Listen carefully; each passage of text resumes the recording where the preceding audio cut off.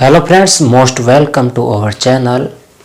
आज हम स्टार्ट कर जाने हैं पास्ट टेंस सीरीज के अंदर। ये 5th एपिसोड है जिसके अंदर हम सेकंड टेंस को स्टार्ट करने जा रहे हैं। पास्ट टेंस के अंदर हम पहला पढ़ेंगे पास्ट इंडेफिनिट टेंस। जैसा कि हमने फर्स्ट वीडियो के अंदर डिस्कस किया था टाइप्स ऑफ टेंस या काइंड ऑफ टेंस के बारे में, जिसके अंदर हमने ये देखा था कि प्रत्येक टेंस के 4 पार्ट होते हैं। जैसा कि हमने लास्ट 4 वीडियोस के अंदर प्रेजेंट टेंस के 4 टेंसेस के बारे में सीखा, उसके यूज और एडवर्बियल्स को सीखा, तो उसी सीरीज के अंतर्गत हमारा आज 5th वीडियोस है वह डेडिकेटेड रहेगा कंप्लीटली पास्ट टेंस को। पास्ट टेंस के अंतर्गत हम 4 टेंस को हम बारी बारी से पढ़ेंगे। जैसे पहला present past indefinite tense, second past continuous tense, third past perfect tense और फिफ्थ 4 नंबर का है वो पास्ट परफेक्ट कंटिन्यूअस टेंस रहेगा। तो आज हम स्टार्ट करने जा रहे हैं पास्ट इंडेफिनिट टेंस या पास्ट सिंपल टेंस भी इसे बोला जाता है, यानी कि पास्ट इंडेफिनिट टेंस, इसी को सिंपल भी बोला जाता है, पास्ट सिंपल टेंस, जिसको बोलते हैं अनिश्चित। हिंदी के अंदर इसे बोला जाता है अनिश्चित भूतकाल। इसके अंतर्गत हम उन चीजों को सीखेंगे जो हमारे एग्जाम के पॉइंट ऑफ व्यू से वेरी इंपॉर्टेंट हो, बहुत ही ज्यादा महत्वपूर्ण हो। उन्हीं चीजों को हम सीखेंगे। जैसे आपके exam feel the correct form of the verb पूछा जाता है, ग्रामर को कर रहे हैं। इसके अंतर्गत जो आपके एग्जाम के पूछा जाता है उसी को हम डिस्कस करेंगे। इसके अलावा इनडायरेक्टली जो पूछा जाता है, जैसे ट्रांसलेट, जो हिंदी बैकग्राउंड से बिलोंग करते हैं स्टूडेंट्स, उनके लिए जो ट्रांसलेट का पार्ट है वो हम अलग से एक न्यू बैच के अंदर पढ़ेंगे, जिसे स्पोकन इंग्लिश कहा जाता है। उसके अंतर्गत हम पढ़ेंगे। और लेकिन ये हमारा जो बैच है वह सिर्फ डेडिकेटेड रहेगा एग्जाम के अंदर किस टाइप्स के क्वेश्चन आते हैं, हमें किस प्रकार से उसे हैंडल करना पड़ता है, ताकि हम मैक्सिमम मार्क्स है उसको स्कोर कर सके। इसीलिए हम इस प्रकार से टेंस को पढ़ रहे हैं, जो बहुत ही शॉर्ट के अंदर लेकिन सटीक पढ़ रहे हैं। हमारा एक भी नंबर कटना नहीं चाहिए। तो इसके अंतर्गत हम पहली चीज पढ़ेंगे एडवर्बियल्स। हमने पहले वीडियो के अंदर डिस्कस किया था। एडवर्बियल्स का मतलब होता है क्रिया विशेषणात्मक शब्द, ऐसे कीवर्ड जो प्रत्येक टेंस के होते हैं। वह कीवर्ड यानी कि वह कीवर्ड उस टेंस को डिफाइन करते हैं कि यह एडवर्बियल्स कौन से टेंस की है, तो यहाँ पर वर्ब की कौन सी फॉर्म आएगी। एडवर्बियल्स का काम ये होता है कि ये टेंस को डिफाइन करती है, यानी कि टेंस है उसको बताती है कि ये कौन सा टेंस है, जिससे हमारे को ये सहूलियत होती है, हमारा काम इजी हो जाता है कि ये टेंस कौन सा है। ऐसा कोई सेंटेंस नहीं होगा जिसके अंतर्गत उस टेंस की पहचान नहीं दी हो। प्रत्येक सेंटेंस के अंदर प्रत्येक टेंस जिस टेंस का है उसी का पहचान दे रखी होगी, तो उसको ही कहते हैं एडवर्बियल्स। उसी एडवर्बियल्स के अंतर्गत आज हम past indefinite past simple tense की एडवर्बियल्स सीखते हैं। जैसे एडवर्बियल्स के अंदर पहली आती है वंस। जैसा कि हमने वंस एक बार, यानी कि हमने फर्स्ट वीडियो डिस्कस किया था, जो 10th बोर्ड के अंदर 2023 के अंतर्गत पूछा गया था एक क्वेश्चन कि once there dash dash be a king, तो वहां पर वंस आया था। तो वंस इसी टेंस की एडवर्बियल्स है, इसीलिए वहां पर हमने सेकंड फॉर्म यूज की थी वंस। दूसरी आती है बैक, तीसरी आती है अगो यानी पहले, और इसी प्रकार एक चौथी इसकी आती है यस्टरडे, जो मोस्ट इंपॉर्टेंट है, पूछी गई है और जाती रहेगी इसी प्रकार से कि यस्टरडे यानी बीता हुआ कल, टुडे यानी आज, यस्टरडे यानी बीता हुआ कल, और टुमारो यानी आने वाला कल, जो फ्यूचर के अंतर्गत यूज होता है। टुडे प्रेजेंट के अंदर और यस्टरडे पास्ट के अंतर्गत यूज होता है। तो यहाँ यस्टरडे लिख दिया, इसी यस्टरडे। इस प्रकार से एक और आती है लास्ट प्लस टाइम। अब यदि आपको टाइम्स समझ में नहीं आ रहा है तो कोई भी, जैसे डे हो गया, संडे, मंडे, ट्यूसडे इस प्रकार का आ गया। कोई भी घड़ी का टाइम आ गया तो वो लास्ट टाइम हो जाता है। डे आ गया, मंथ आ गया, वीक आ गया, ईयर आ गया, इस प्रकार से टाइम है। जैसे कोई अब बोल दिया कि लास्ट मंडे मैं जयपुर गया था, तो इस प्रकार के ये सेंटेंस है वो पास्ट इंडेफिनिट टेंस के अंतर्गत आते हैं, क्योंकि यहाँ पर उसकी पहचान यानी कि कल बीता हुआ, कल बता रहा है यस्टरडे, और यहाँ पर लास्ट यानी कि पिछले सप्ताह में दिल्ली गया था। इसी प्रकार से पिछले घंटे मैंने एक नोवेल पढ़ा था, तो इस प्रकार से यहाँ लास्ट और टाइम का दिया रहता। तो इस प्रकार से इसकी ये 5 एडवर्बियल्स हैं, वंस, बैक, अगो, यस्टरडे, लास्ट टाइम। यदि किसी भी सेंटेंस के अंदर ये एडवर्बियल्स दे रखी होती है तो हमें एक ही काम करना है। यदि सेंटेंस असर्टिव हो, अफर्मेटिव हो, पॉजिटिव हो यानी कि सकारात्मक हो, तो हमें यूज करनी है वर्ब की सेकंड फॉर्म का यूज करना है। एक बार फिर से अगेन रिपीट कि यदि वंस, बैक, अगो, यस्टरडे, लास्ट प्लस टाइम दे रखा हो तो हमें वर्ब की सेकंड फॉर्म का यूज करना है ओनली असर्टिव सेंटेंस के अंदर।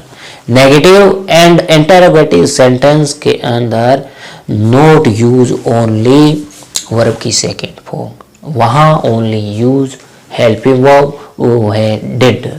कि नेगेटिव और इंटरोगेटिव सेंटेंस पास्ट इंडेफिनेट के अंतर्गत वहां हम डिड प्लस वर्ब की फर्स्ट फॉर्म का यूज करते हैं। जैसा कि प्रेजेंट इंडेफिनेट टेंस के अंदर हमने डू, डज, हेल्पिंग वर्ब उसके साथ वर्ब की फर्स्ट फॉर्म का यूज किया था, ठीक उसी प्रकार ये टेंस डू, डज यानी कि डू की सेकंड फॉर्म डिड है, इसीलिए पास्ट के अंदर यूज हो रही है। वर्ब की फर्स्ट फॉर्म का यूज हमने प्रेजेंट इंडेफिनेट के अंदर किया था।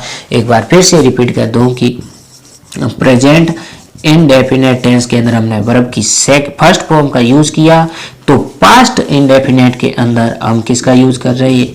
वर्ब की सेकंड फॉर्म का।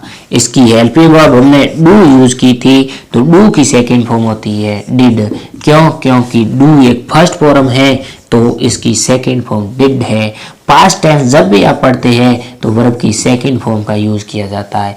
प्रेजेंट टेंस आप जब भी पढ़ते हैं तो वहां वर्ब की फर्स्ट फॉर्म का यूज किया जाता है। तो यानी कि प्रेजेंट टेंस के अंदर डू सीखा तो पास्ट के अंदर इसी की डू की सेकंड फॉर्म डिड हो गई।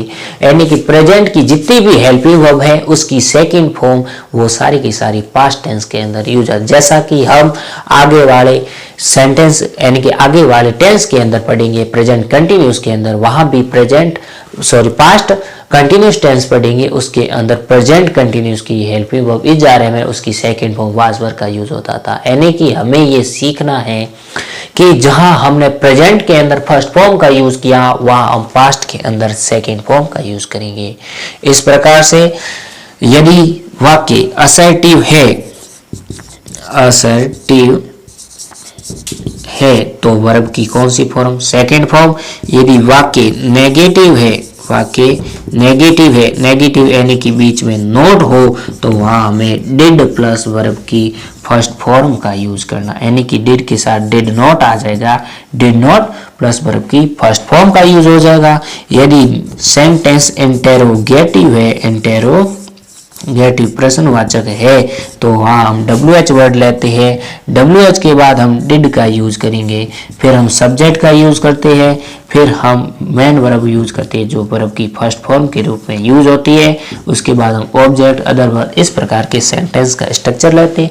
अभी हम सेंटेंस का स्ट्रक्चर इसीलिए नहीं ले रहे या फॉर्मूला जैसे subject, verb, object, other word नहीं ले रहे क्योंकि हमें ट्रांसलेट नहीं करना, हमें सिर्फ हमें वर्ब की सही रूप भरना है, वर्ब का सही रूप यानी करेक्ट फॉर्म भरनी है। इसी कारण उस चीज की हमें यहाँ जरूरत नहीं है, हमें जिस चीज की जरूरत है उसका हम डिस्कस कर रहे हैं। जिस चीज की जहां जरूरत होती है हम वहां जरूर पढ़ेंगे, लेकिन यहाँ पर क्रिया का सही रूप सिर्फ और सिर्फ हिंट को देखकर यानी कि कौन सा टेंस है, क्या यूज होता है उसको लेकर करते हैं। तो हम अपना ध्यान न भटकाते हुए यही पढ़ते हैं कि वंस, बैक, अगो, यस्टरडे, लास्ट प्लस टाइम आता है तो हमें वर्ब की सेकंड फॉर्म का यूज करना है।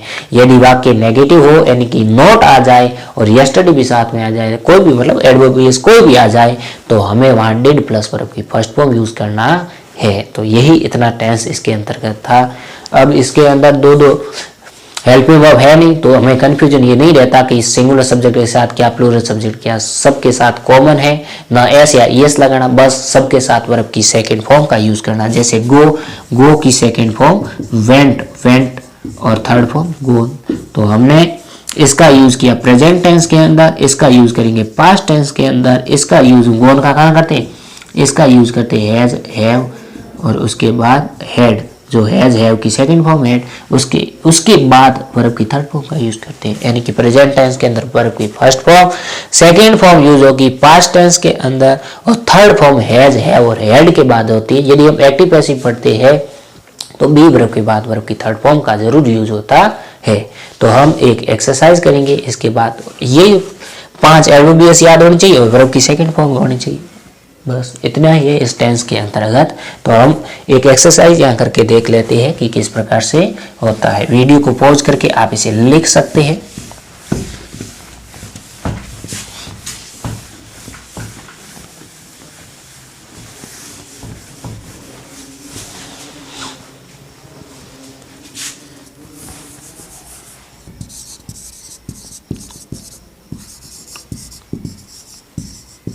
असर्टिव सेंटेंस में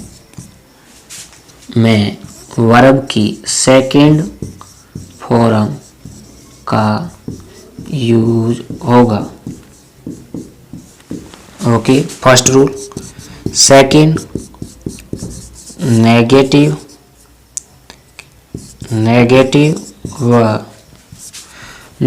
and interrogative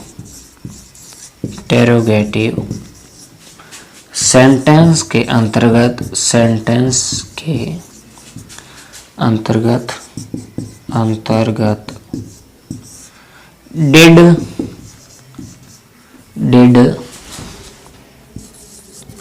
helping verb, did helping verb का यूज होगा। डिड के बाद वर्ब की फर्स्ट फॉर्म का यूज होगा, बस यही पास्ट इंडेफिनिट टेंस है। पास्ट इंडेफिनिट टेंस के अंदर यही है कि एडवर्बियस 5 हो गई। इसी 5 एडवर्बियस यदि आती है तो वहाँ हम यूज करेंगे असर्टिव सेंटेंस में, जहाँ साधारण वाक्य की पहचान यही होती है कि सब्जेक्ट, वर्ब और ऑब्जेक्ट। नेगेटिव की यही पहचान होती है, subject, helping verb, note, main verb, उसके बाद ऑब्जेक्ट आता है। WH वर्ड की यानी कि इंटरोगेटिव की यही पहचान होती है, पहले WH वर्ड आता है। यदि कई ऐसे सेंटेंस होते हैं जहाँ पर हेल्पिंग वर्ब से भी स्टार्ट होते हैं तो WH वर्ड हो, उसके बाद हेल्पिंग वर्ब, उसके बाद सब्जेक्ट के बाद किसका यूज होगा, WH word, helping verb, subject, main verb के बाद ऑब्जेक्ट का यूज होता है। तो इस प्रकार से नॉर्मल बात है कि ऐसे सेंटेंस का यूज होता है। तो हमें वो स्ट्रक्चर नहीं बनाना, हमें सेंटेंस नहीं बनाना, हमें स्कोर करने हैं, मार्क्स स्कोर करते हैं, मैक्सिमम करने हैं, एक भी क्वेश्चन हमारा गलत ना हो, इसीलिए हमने सिर्फ और सिर्फ एडवर्बियस पर फोकस, यदि ये एडवर्बियस आते हैं वर्ब की सेकेंड फॉर्म का यूज किया जाता है। इस प्रकार से हम 1-2 सेंटेंस यहाँ पर लेकर करते हैं।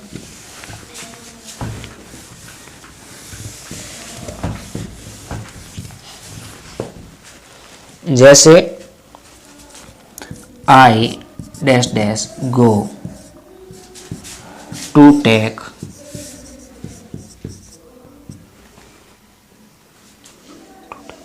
I go to Jaipur, I go to Jaipur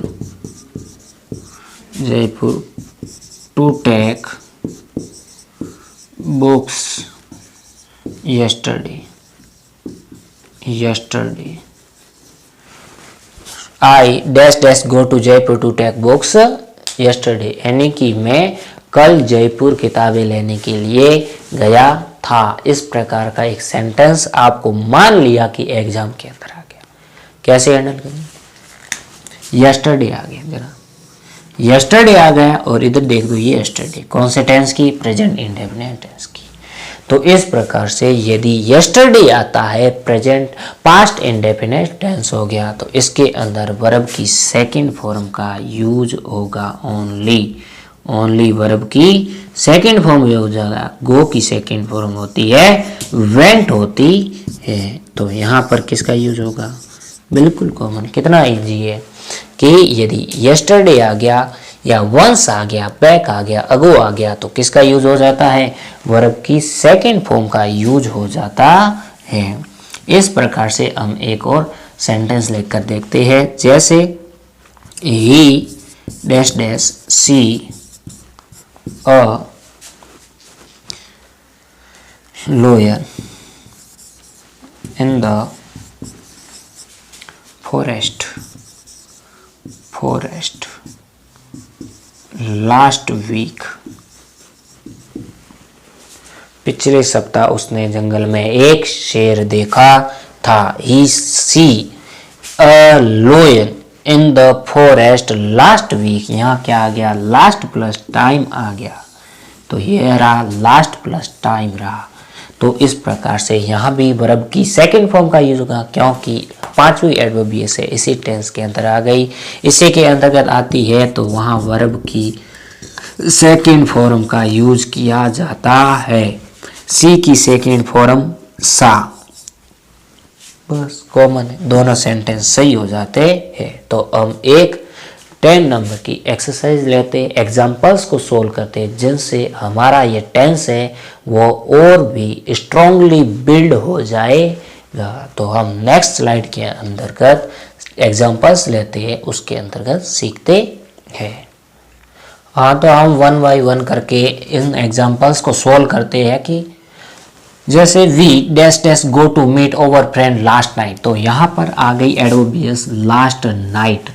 जब एडवर्ब बीएस पास्ट इंडेफिनिट की आती है तो हम यूज करते हैं वर्ब की सेकंड फॉर्म का यूज करते हैं। तो यहाँ पर गो की सेकंड फॉर्म होती है वेंट, तो we went to meet our friend last night, हम अपने मित्रों को मिलने के लिए पिछली रात गए थे। सेकंड आता है ही dash dash loss his mobile in the train last evening, तो यहाँ पर एडवर्ब बीएस आ गई लास्ट प्लस टाइम। तो यहाँ जब लास्ट प्लस टाइम आती है तो हम यूज करते हैं वर्ब की सेकंड फॉर्म का। यहाँ पर वर्ब की सेकंड फॉर्म है लोस्ट। लॉस की क्या होती है सेकंड फॉर्म? लॉस्ट, और थर्ड फॉर्म भी लॉस्ट होती है। Ratan dash dash buy a new mobile last week, यहाँ पर भी आ गया लास्ट प्लस टाइम आ गया, लास्ट प्लस क्या आ गया? टाइम। तो वर्ब की हम कौन सी फॉर्म यूज कर लेंगे? बाय की boat second form, BOUGST boat. क्यों? क्योंकि लास्ट प्लस टाइम आ गया, ये पास्ट इंडेफिनेट या पास्ट सिंपल टेंस की एडवर्बियल्स है। जब ये एडवर्बियल्स आती है तो वर्ब की सेकंड फॉर्म का यूज किया जाता है। फोर्थ नंबर का है she dash dash win the match last Sunday, तो यहाँ पर लास्ट संडे क्या आ गई? एडवर्बियल्स आ गई, तो लास्ट संडे आ गई, तो हम यहाँ यूज करेंगे सेकंड फॉर्म विन की वोन हो जाएगी, यानी जीता था। Yuvraj dash dash steal a book from library 2 days ago, यानी कि 2 दिन पहले युवराज ने लाइब्रेरी से एक किताब चुराई थी। तो यहाँ पर स्टील की सेकंड फॉर्म हो जाती है स्टोल, स्टील स्टोल स्टोलन।